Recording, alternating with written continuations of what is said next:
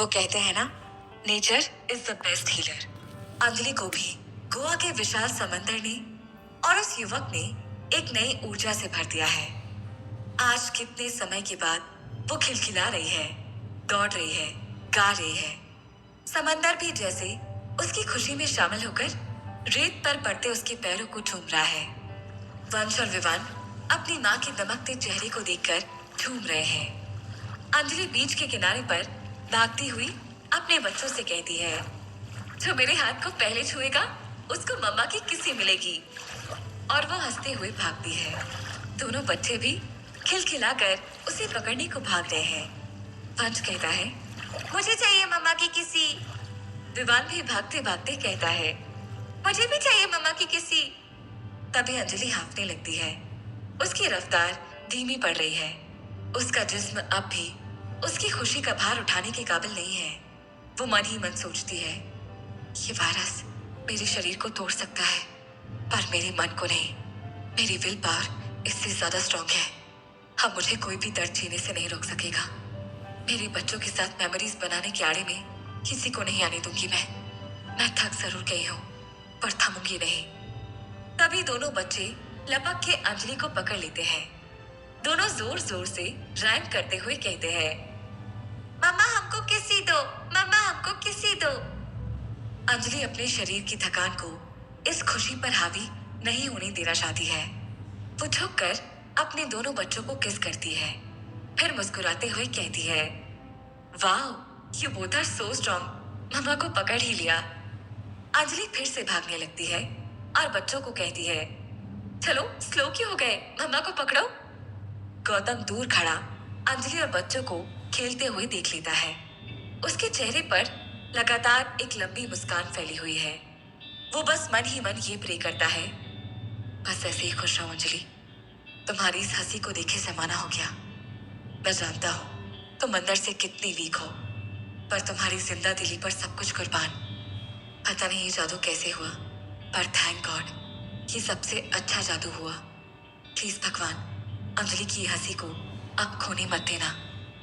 वो फोन से रिकॉर्डिंग करते हुए अंजलि और बच्चों की तरफ भागता है। वंश उसे दिखता है और एक्साइटमेंट से चिल्लाता है, यस, पापा भी आ गए। अब हम तीनों मिलके पकड़ेंगे आपको मम्मा। अंजलि मुड़कर देखती है और गौतम को देखकर हंसती है। अंजलि कैमरे में दिखकर कॉमिक पोज देती है। गौतम पास आकर रिकॉर्ड करता है। दोनों बच्चे भी अपनी माँ की तरह शक्लें बना बनाकर पोज देने लगते हैं। तभी समंदर की एक बड़ी सी लहर इन सबको लुढ़का कर गिरा देती है। वो सब जोर जोर से हंसने लगते हैं। गौतम अंजलि का हाफना नोटिस करता है। रिजॉर्ट में वापस आकर गौतम सीधा बॉबी के कमरे में जाता है। बॉबी के पास खड़े केयर टेकर से कहता है, तुम जरा बाहर जाओ। केयर टेकर, यस सर, कहकर कमरे से बाहर चला जाता है। बॉबी के दिमाग में खतरे की घंटी बजने लगती है। वो गौतम को देखता रहता है। केयर टेकर के जाते ही गौतम बॉबी पर सवार हो जाता है। वो गरजते हुए कहता है, चल फटाफट बता, प्रोफेसर कहाँ मिलेगा। बॉबी अपना रटा रटाया इशारा करता है। कोई नहीं जानता। एक झन्नाटेदार छापड़ बॉबी की कनपट्टी पर पड़ता है। उसका पूरा जिस्म झंझना जाता है। वो डर से पीछे हटने की कोशिश करता है, फिर चेहरा बचाते हुए फटी आंखों से गौतम को देखने लगता है। गौतम को आज अपना जवाब चाहिए था। वो बॉबी का गिरेबान पकड़कर कहता है, साले, तुझे मैंने अय्याशी करने के लिए जिंदा रखा है क्या? जब तू मेरे किसी काम का है ही नहीं तो जिंदा क्यों है? रुक, अभी तुझे यमराज से मिलवाता हूँ। बॉबी डर के मारे इशारे से उसे मना करता है। गौतम फिर चीखता है, तो बता कहाँ है प्रोफेसर? बॉबी फिर से नावे सिर हिलाता है और ऐसे बिहेव करता है जैसे उसे कुछ नहीं पता। गौतम इरिटेट होकर उसे झंझोड़ते हुए कहता है, अबे साले, कोई फोन नंबर, ईमेल एड्रेस कुछ तो होगा, बता। बॉबी सोचने लगता है। गौतम रुककर उसके एक्सप्रेशन पढ़ने की कोशिश कर रहा है। बॉबी इशारे से कुछ कहता है, लेकिन गौतम समझ नहीं पाता। वो उसे जल्दी से पेन और पेपर लाकर देता है, पर बॉबी के हाथ में स्पेलिंग है। वो पेन पकड़कर लिख नहीं पा रहा है। गौतम और इरिटेट होता है। उसको देखकर बॉबी को लगता है कि वो फिर मारेगा। वो बेचारी शक्ल बनाकर उसे इशारे से बताने की कोशिश करने लगता है। गौतम फ्रस्ट्रेट होकर कमरे में टहलने लगता है। बॉबी की आंखें लगातार उस पर टिकी हुई हैं। गौतम अपना फोन निकालकर डॉक्टर का नंबर डायल करता है। वो कहता है, हेलो डॉक्टर, ये बॉबी की आवाज कब वापस आएगी? बहुत पाल लिया है अब इसे। डॉक्टर जवाब देता है, देखिए गौतम जी, उसकी बॉडी से जब तक पॉइजन पूरा क्लीन नहीं होता तब तक कहना मुश्किल है। गौतम निराश होकर फोन रख देता है। तभी वंश और विवान खेलते हुए वहां आ जाते हैं। वंश बॉबी से कहता है, चलो अंकल ट्रेस करते हैं। वंश बॉबी के ऊपर बैठ जाता है और विवान व्हीलचेयर पुश करने लगता है। गंभीर गौतम की हंसी छूट जाती है। बॉबी को अपनी फूटी किस्मत पर यकीन नहीं हो रहा है, क्योंकि कभी उसे बाप टॉर्चर करता है तो कभी बच्चे। उधर रिया का शैतानी दिमाग अपनी प्लानिंग में लग चुका है। प्रभाकरण से अंजलि की लोकेशन मिलने के बाद वो कमरे में सोचते हुए इधर उधर टहल रही है। प्रभाकरण का सिर इसके साथ साथ घूम रहा है। तभी रिया रुकती है और कहती है, अगर वो लोग कुआं में हैं, तो बच्चे तो मस्ती करने की जिद करेंगे ही। उन्हें तो गेम्स भी खेलने होंगे, समंदर में बोटिंग भी करनी होगी। प्रभाकरण उसकी बात को समझने की कोशिश कर रहा है। वो बस हामी में सिर हिला रहा है।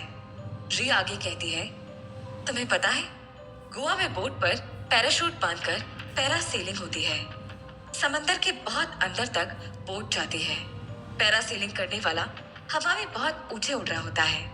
प्रभाकरण कहता है, आई नो मैडम, बट आप कहना क्या चाहती हैं? मुझे समझ नहीं आ रहा है।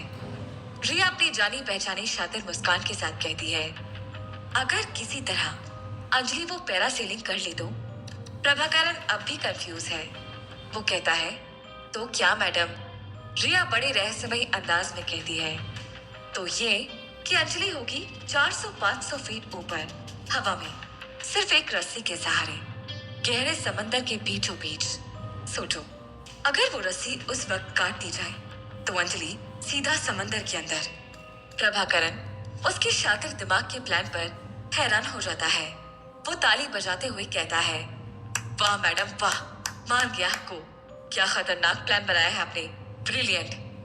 रिया अपनी तारीफ सुनकर खुश होती है। रिया प्रभाकरण से कहती है, ब्रिलियंट प्लान को ब्रिलियंटली एग्जीक्यूट करना तुम्हारा काम है। अपने लोगों को प्लांट करो वहां, जिसके मुंह में जितना रुपया ठूसना पड़े ठूसो, बस ये प्लान फेल नहीं होना चाहिए। प्रभाकरण जवाब में कहता है, यू डोंट वरी मैडम, मैं तुरंत अपने लोगों को काम पर लगाता हूँ। वो लोग अंजलि को पैरासेलिंग करने के लिए ट्रैप करेंगे, उसे ऐसे मोटिवेट करेंगे कि वो खुद तैयार हो जाएगी। रिया की आंखों में चमक आती है। उसके चेहरे पर उसकी शातिर मुस्कान बहुत खौफनाक दिखाई दे रही है। गौतम अंजलि के इस नए रूप से बहुत खुश है, लेकिन उसके दिमाग में एक नाम लगातार घूम रहा है, 7 हंटर्स। वो जानता है ये ऑर्गेनाइजेशन कितनी खतरनाक है। वो लोग फिर से अंजलि को किडनैप करने जरूर आएंगे। वो एक बार तो अंजलि को उनसे बचा लाया है, लेकिन हर बार किस्मत उसका साथ नहीं देगी। उसने रिजॉर्ट की सिक्योरिटी डबल कर दी है। वो कोई चांस नहीं लेना चाहता है। उसे फिर भी अंजलि की फिक्र है। इधर अंजलि खुश है। उसने जिंदगी को पूरी तरह गले लगा लिया है। वो बच्चों के साथ ड्राइंग रूम में खेल रही है। वो कहती है, साइमन सेज डांस। तीनों मिलकर नाचने लगते हैं। वो फिर कहती है, साइमन सेज रन। तीनों दौड़ने लगते हैं। बच्चे हंसते जा रहे हैं। उन्हें बड़ा मजा आ रहा है। तभी अंजलि को चक्कर आता है और वो धड़ाम से जमीन पर गिर जाती है। बच्चे घबरा जाते हैं। दोनों उसके पास जाते हैं। विवान कहता है, मम्मा मम्मा क्या हुआ? वंश जोर से आवाज देता है, पापा पापा जल्दी आओ, मम्मा गिर गई है। उसकी आवाज सुनते ही गौतम भागता हुआ वहां आ जाता है। अंजलि को फर्श पर गिरा देखकर उसके पास आता है। वो हाथ से उसका टेम्परेचर चेक करता है। गौतम भागकर उसकी मेडिसिन किट लाता है। वो उसे एक इंजेक्शन लगाता है और उसे उठाकर बेड पर सुला देता है। दोनों बच्चे अंजलि के पास उदास होकर बैठ जाते हैं। विवान उदास होकर कहता है, इट्स आवर मिस्टेक पापा, हमको मम्मा के साथ नहीं खेलना चाहिए था ना। गौतम उसकी बात से इमोशनल हो जाता है। वो उन दोनों को हक करता है, फिर कहता है, no no don't say that बेटा, it can never be your mistake. वो कितनी खुश है तुम दोनों के साथ खेलकर। तभी अंजलि होश में आ जाती है। वो खुद को बेड पर पाकर सब समझ जाती है। वो मन ही मन कहती है, अब मैं कमजोर नहीं पड़ने वाली, हमेशा की तरह बिस्तर पर नहीं पड़ी रहूंगी मैं अब। वो उठकर बैठ जाती है। गौतम और बच्चे उसे देखकर हैरान भी होते हैं और खुश भी। अंजलि उनसे चहक कर कहती है, वाई सो सीरियस? फिर हंसने लगती है। वो तुरंत बेड से उतरकर खड़ी हो जाती है और हंसते हुए कहती है, साइमन सेज टच मी, कहकर वो बाहर की ओर भागती है। गौतम और बच्चे मुस्कुराकर एक दूसरे को देखते हैं, फिर अंजलि के पीछे भागते हैं। वो लोग भागते हुए रिजॉर्ट की छत पर पहुंच जाते हैं। अंजलि हाफते हुए बैठ जाती है। बच्चे उसे छूकर एक साथ बोलते हैं, छू लिया साइमन को। वंश गौतम से कहता है, पापा आप ही छुओ मम्मा को, नहीं तो मार जाएंगे। अंजलि और गौतम की आंखें मिलती है। गौतम उसे गाल पर टच करता है। अंजलि को उसका गाल पर छूना अच्छा लगता है, पर थोड़ा ऑकवर्ड भी। गौतम और अंजलि नजदीक आ रहे थे, पर इस मोड़ पर अंजलि अपना दिल फिर से तुड़वाना नहीं चाहती थी। फिर तालियों की आवाज से अंजलि और गौतम का ये मोमेंट अधूरा रह जाता है। बच्चे तालियां बजाकर कहते हैं, हम जीत गए। अंजलि दोनों को अपने पास बिठा लेती है। वो चारों छत पर बैठकर सनसेट देखने लगते हैं। सूरज धीरे धीरे छुप रहा है। चारों की आंखें डूबते सूरज पर टिकी है। तभी गोलियां चलने की तेज आवाज आने लगती है। सब लोग शॉक हो जाते हैं। गोलियों की आवाज नीचे रिजॉर्ट से आ रही है। गौतम होठों पर उंगली रखकर सबको चुप रहने का इशारा करता है। जल्दी से नीचे बैठ जाओ, धीमी आवाज में बोलते हुए गौतम सबको छत की दीवार की आड़ में बिठा देता है। वंश और विवान हाथों से अपने कान बंद कर लेते हैं। उन्हें देखकर अंजलि घबराने लगती है। वो गौतम की तरफ देखती है। गौतम उसे सब ठीक है का इशारा करता है। उधर गोलियों की आवाज रिजॉर्ट के अंदर से आने लगी है। गौतम की सिक्योरिटी के लोगों को चिल्लाने की आवाज आती है, जैसे उन्हें भी गोली मारती हो। और फिर एक दर्दनाक चीख रिजॉर्ट के कमरे से आती है और गोलियों की आवाज शांत हो जाती है।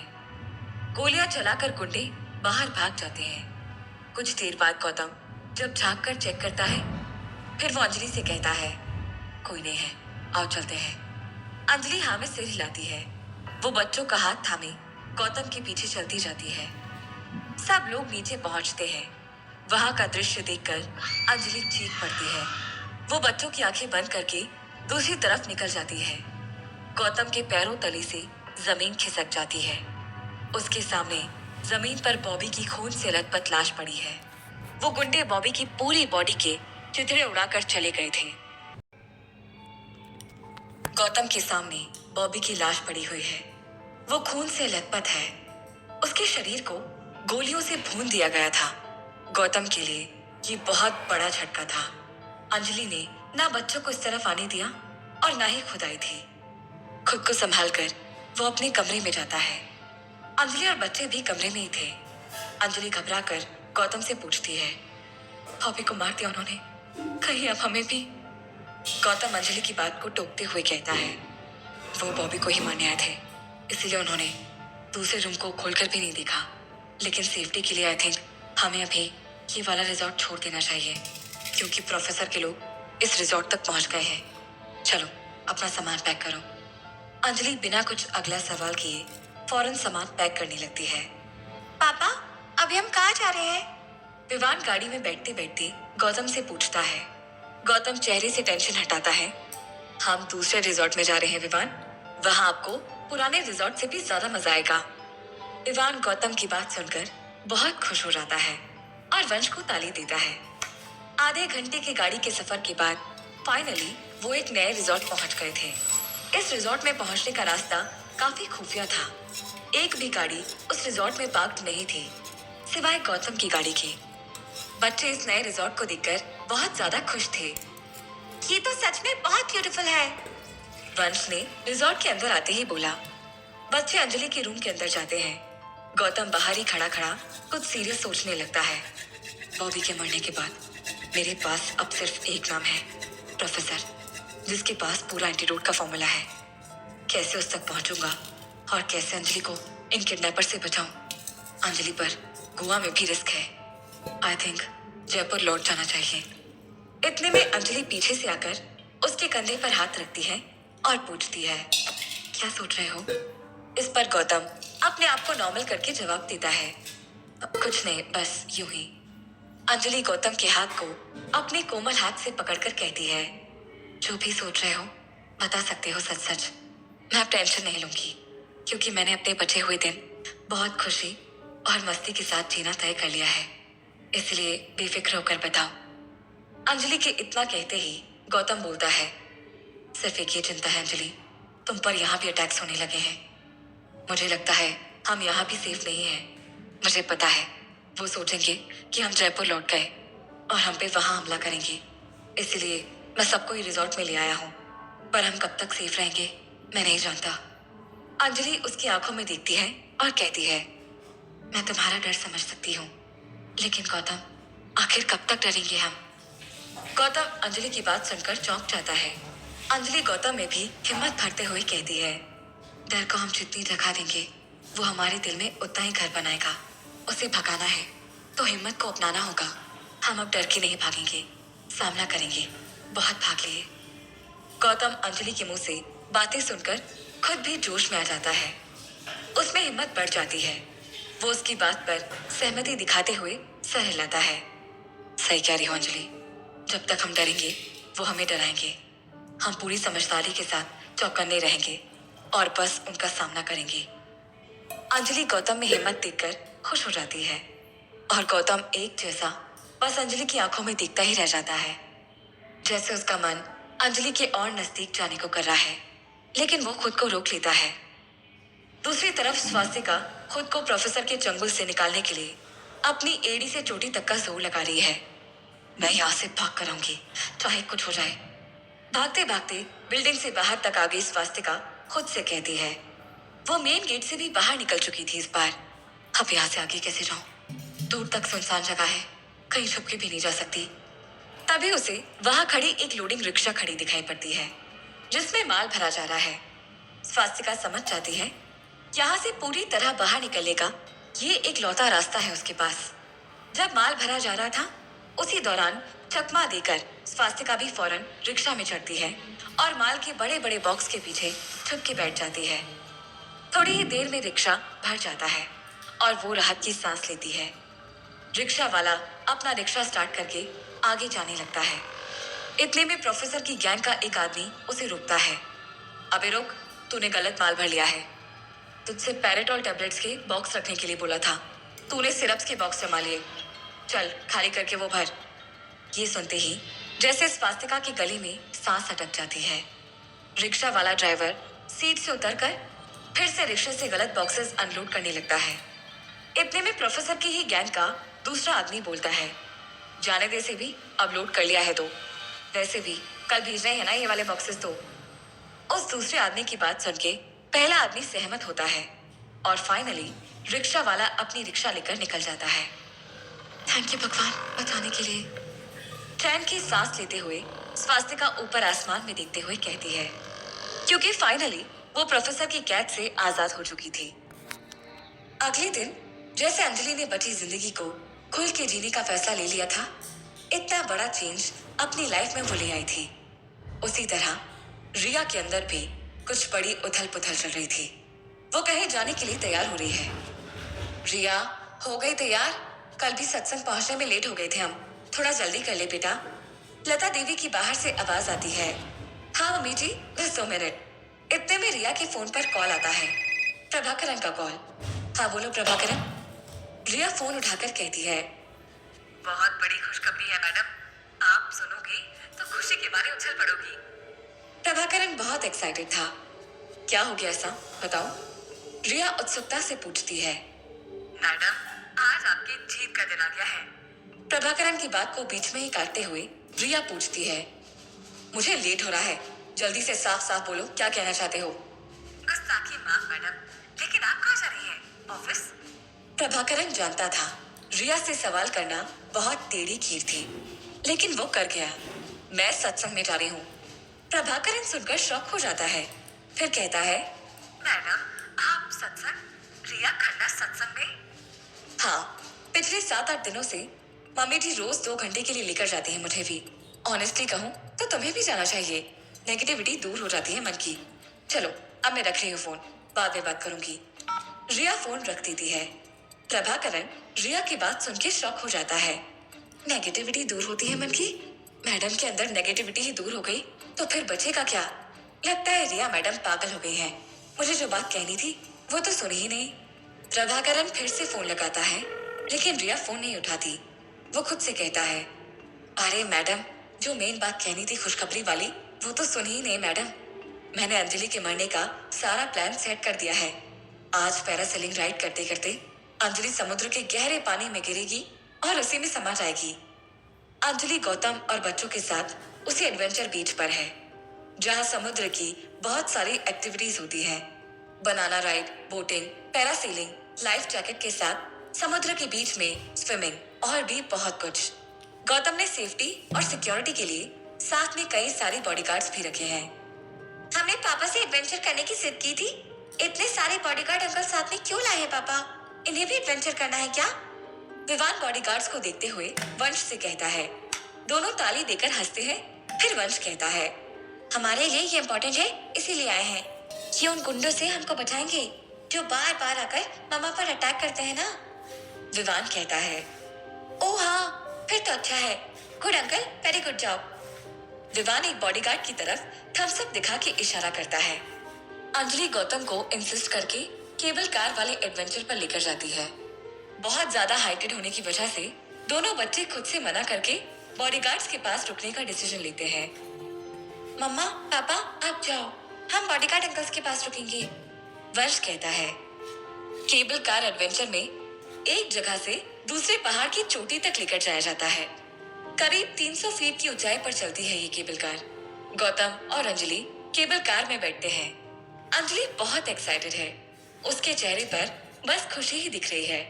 उसे केबल कार में चक्कर ना आने लग जाए, इसीलिए वो फौरन दवाई ले लेती है। अंजलि, तुम ठीक हो ना? अंजलि को दवाई लेता देख गौतम पूछता है। मैं ठीक नहीं हूँ, फिट हूँ, और फिट नहीं भी रही तब भी एडवेंचर में कोई सब स्किप नहीं करने वाली। बहुत दिनों के बाद तो ठीक से जीना आया है।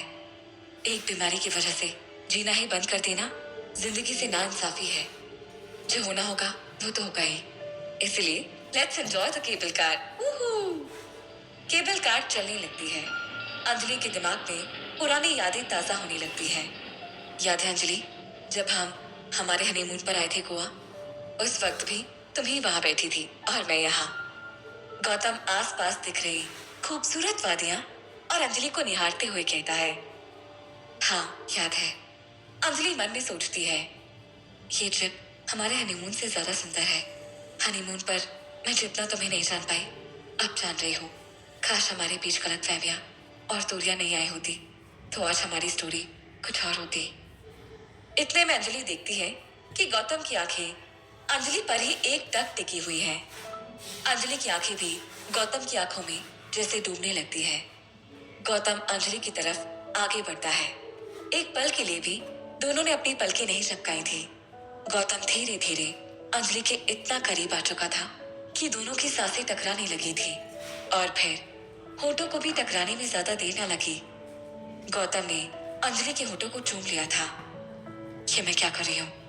अंजलि के मन में जैसे ही ये सवाल उतरता है, वो फौरन अपने होठों को गौतम के होठों से दूर कर लेती है और उसके बाद दोनों के बीच एक अजीब सी खामोशी छा जाती है। इस सन्नाटे में किसी के मन में बहुत खुशी थी तो किसी के मन में बहुत सवाल आ जाते हैं। केबल कार एडवेंचर के बाद अंजलि और गौतम पैरासेलिंग वाले एडवेंचर की तरफ बढ़ते हैं। बोट का टिकट कटाकर उसमें बैठते हैं। बच्चे समुद्र की सैर करके बहुत ज्यादा खुश थे और अंजलि तो बच्चों से भी ज्यादा खुश थी और जैसे बच्चों से भी ज्यादा मस्ती कर रही थी। ला ला ला ला ला ला किसी फिल्मी गीत के संगीत को गुनगुना रही थी अंजलि और गाते गाते बोट से नीचे हाथ लटकाती और उड़ती पानी की बूंदों को एक बच्चे की तरह पकड़ने की कोशिश करती। उसके बचपने को देखकर बच्चे भी उसका साथ देने लगते हैं। इतने ज्यादा तो हम छोटे छोटे बच्चे एक्साइटेड नहीं है जितनी हमारी मम्मा एक्साइटेड है, वंश अंजलि से कहता है और सब खीखी करके हंसने लगते हैं। बोट में बैठा वो आदमी माखन सिंह, जो सबको पैरासेलिंग राइड करवाने वाला है, वही आदमी जो इतने टाइम से लगातार अंजलि पर नजर लगाए बैठा है, प्रभाकरण को फोन करता है। सर, हम समुद्र के बीच पहुंच गए हैं और अंजलि भी हमारे साथ ही है। बस जैसे ही ये पैरासेलिंग राइड पर आई, समझिए आपका काम हो गया। खेलती कूदती मस्ती करती अंजलि अचानक खुद को बहुत ज्यादा थका हुआ महसूस करती है। धक धक करके उसकी धड़कनें बहुत तेजी से धड़कने लगती हैं। सारी मस्ती बंद करके वो बिल्कुल शांत हो जाती है और आंखें बंद कर लेती है। बच्चे और गौतम एक दूसरे को देखकर समझ जाते हैं। Anjali, are you okay? Gautam के पूछने पर भी अंजलि कोई जवाब नहीं देती। कुछ देर के बाद वो अपनी आंखें खोलती है, पर्स से 2 कैप्सूल निकालकर खा लेती है और थोड़े टाइम में धीरे धीरे वो ठीक महसूस करने लगती है। उधर बोट में बैठे दूसरे लोग एक के बाद एक पैरासेलिंग राइड करते जा रहे थे और वापस आकर बोट में बैठते जा रहे थे। पैरासेलिंग करवाने वाले माखन सिंह की आवाज गूंजती है। नेक्स्ट किसे आना है पैरासेलिंग राइड पर? आ जाओ। अंजलि खड़ी होती है। मैं आ रही हूँ। माखन सिंह की आंखों में शैतान जाग उठता है। वो अपनी जेब से चाकू निकालता है